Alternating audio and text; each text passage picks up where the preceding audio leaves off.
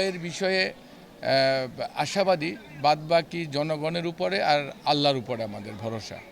আর সুষ্ঠু নির্বাচন যদি দেখা যায় যে সুষ্ঠু নির্বাচনের পর আমরা হেরেছি, তাহলে সেটা স্বাভাবিক আমাদের মেনে নেওয়ার মতো মানসিকতা রয়েছে। তবে আমার দুটো বিষয়ে বরাবরই আপত্তি ছিল। আপনারা জানেন যে আগের রাতে ব্যালট বাক্স ভোট কেন্দ্রে পাঠানো, এটা 2008 সাল থেকে এটা এই নির্বাচনকে প্রভাবিত করা বা ইচ্ছামতো কাউকে বিজয়ী করে হারিয়ে দেওয়ার একটা ষড়যন্ত্র শুরু হয়। সেই ষড়যন্ত্রটা 2014-তে হয়েছে, 2018-তে হয়েছে। কিন্তু আবার দেখবেন একই সরকার 2024-এ কিন্তু ব্যালট পেপার পাঠালো সকালে। আবার স্বাধীনতার পর থেকে 2001 পর্যন্ত সব সময় ব্যালট পেপার যেত সকালে, ভোরবেলা। তা আমার কথাটা হলো, দেশে যখন রাস্তাঘাট খারাপ ছিল, অনুন্নত ছিল, তখন যদি ব্যালট পেপার ভোর রাত্রে যেয়ে নির্বাচন সুষ্ঠুভাবে অনুষ্ঠিত হতো, তাহলে হঠাৎ করে কেন ব্যালট ব্যবসার এত আপত্তির পরও আগের রাত্রে পাঠানো হলো?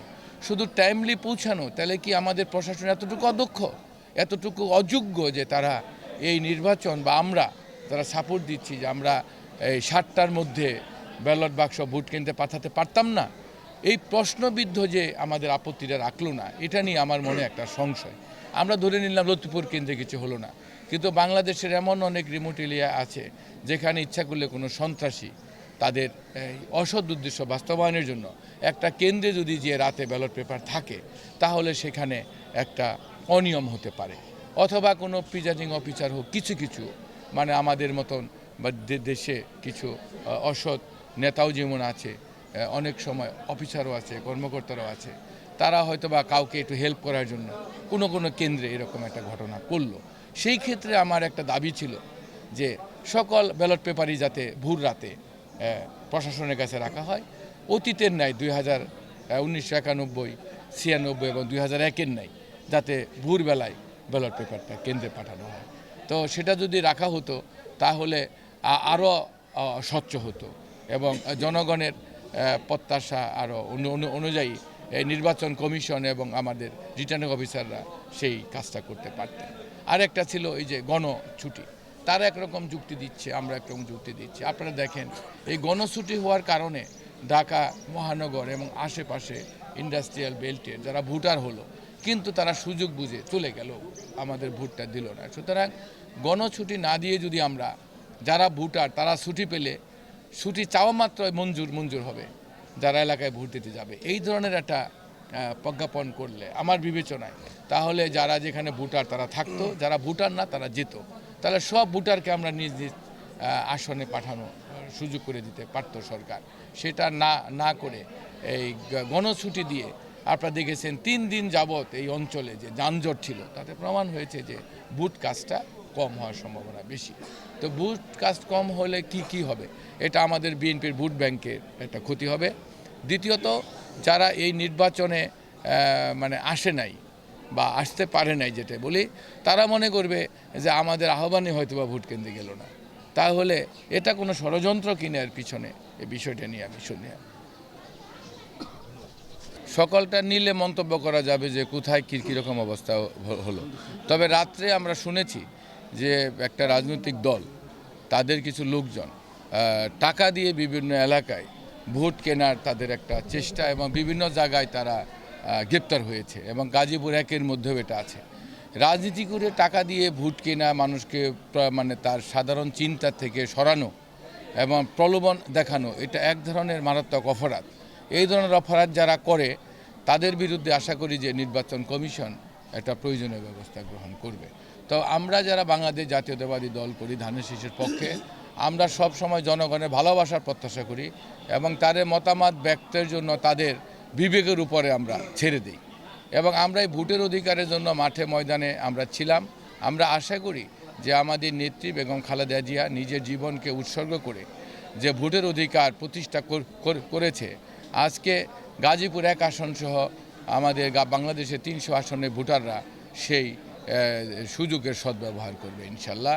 এবং আমরা আশা করি যে একটা গণতান্ত্রিক দল হিসেবে, ইসলামী মূল্যবোধে বিশ্বাসী বাংলাদেশ জাতীয়তাবাদী দল, সকল দলের শ্রেণীর মানুষের প্রতিনিধিত্ব করার ক্ষমতা রাখে বিএনপি। সেই দিক বিবেচনা করে অবশ্যই সাদা। পেপসোডেন্ট চার্মিচেক 12 ঘন্টা জীবাণুদের সাথে লড়াই করে দিবে ক্যাভিটি থেকে সর্বাধিক সুরক্ষা। আমি সরকার গঠনে গাজীপুর 1 আসন একটা গুরুত্বপূর্ণ ভূমিকা রাখতে পারবে, সেটা আরেকটা গুরুত্বপূর্ণ বিষয়। সবচেয়ে বড় কথা যে আমাদের নেত্রী বেগম খালেদা জিয়া আমাদের স্বপ্ন দেখিয়েছিলেন যে 35 বছর পর এই আসনটা বিএনপি উদ্ধার করতে পারবে কিনা। সেই স্বপ্ন গাজীপুর 1 আসনের বাসী পূরণ করছে। মায়ের স্বপ্ন পূরণ করা নেতা কর্মী এবং আমাদের ভোটাররা যে ভূমিকা রেখেছে, আমি এই জন্য প্রত্যেকেই ধন্যবাদ এবং কৃতজ্ঞতা জ্ঞাপন করি। আরেকটা বিষয়, তার প্রিয় সন্তান আমাদের চেয়ারম্যান তারেক রহমান সাহেবই হয়তোবা আমাদের এই দেশের আল্লাহ পাকের ইচ্ছায় প্রধানমন্ত্রী হতে যাচ্ছেন। সেই ক্ষেত্রে গাজীপুর 1 আসনটা একটা ভোটার হিসাবে কাজ করবে, একটা ভোটিং পাওয়ার থাকলো গাজীপুর 1-এর। এটা 35 বছর পর এটা আমাদের জন্য খুবই আনন্দের। আমরা বেগম খালেদা জিয়ার প্রধানমন্ত্রী হওয়ার ক্ষেত্রে গাজীপুর 1 কোনোদিন ভূমিকা রাখতে পারে নাই, কিন্তু তারেক রহমান সাহেবের প্রধানমন্ত্রী হওয়ার ক্ষেত্রে আমরা একটা রুল করতে পারবো, এটা আমাদের জন্য খুবই আনন্দের এবং গর্বের। তাহলে আমরা যে প্রতিশ্রুতিগুলো দিয়েছি সেই প্রতিশ্রুতিগুলো বাস্তবায়নেও জনগণ আমাদের পাশে থাকবে। এবং আমরা যা প্রতিশ্রুতি দিয়েছি সেখানে যদি কোনো আসনে বা কোনো থানায় আমরা যদি কোনো কম ভোটও পেয়ে থাকি, তারপরেও আমাদের প্রতিশ্রুতিগুলির কোনো পরিবর্তন হবে না। আবার অবশ্যই তারেক রহমান সাহেব প্রধানমন্ত্রী হলে আমরা সেই প্রতিশ্রুতিগুলো আমরা রক্ষা করব। এটা কোথায় কম ভোট পেলাম, বেশি পেলাম, কম, এটার সাথে প্রতিশ্রুতির কোনো সম্পর্ক থাকবে না। আমরা কথা নয় কর্মধারায় প্রমাণ করব যে আমরা প্রকৃতপক্ষে জনগণের ভালোবাসি। যাদের ভালোবাসা কম পেয়েছি, আগামীতে তাদের ভালোবাসা যাতে কর্মের মধ্য দিয়ে আরও বৃদ্ধি করতে পারি, বেশি পাই, সেই প্রচেষ্টা আমাদের থাকবে। সর্বোপরি এখানে এই প্রত্যেকটা ভোটার, শুভাকাঙ্ক্ষী বা যারা ভোটার নন তারা আমাদের পাশে ছিল, নতুন প্রজন্মের ভোটার তারাও আমাদের পাশে ছিল। সবাইকে বিএনপি পরিবার, বিএনপির পক্ষ থেকে, আমরা ধানের পরিবারের পক্ষ থেকে আন্তরিক ধন্যবাদ এবং কৃতজ্ঞতা জ্ঞাপন করছি। অলরেডি তো কর্মসূচি 12:01 পর থেকে শুরু হয়ে যাবে জনগণের পাশে থাকা। পরবর্তী 5 বছরে আমরা জনগণের পাশে থাকব, সকল কিছু দিয়ে, ভালোবাসা দিয়ে, বিপদে আপদে, উন্নয়নে, সকল কিছু নিয়েই গাজীপুর 1 আসনের বিএনপি আমাদের জনগণের পাশে থাকবে ইনশাল্লাহ। তারেক রহমান সাহেব থাকবে। অন্য যারা পরাজিত প্রার্থী তাদের তো অনেক সময় অনেক সমস্যা থাকে।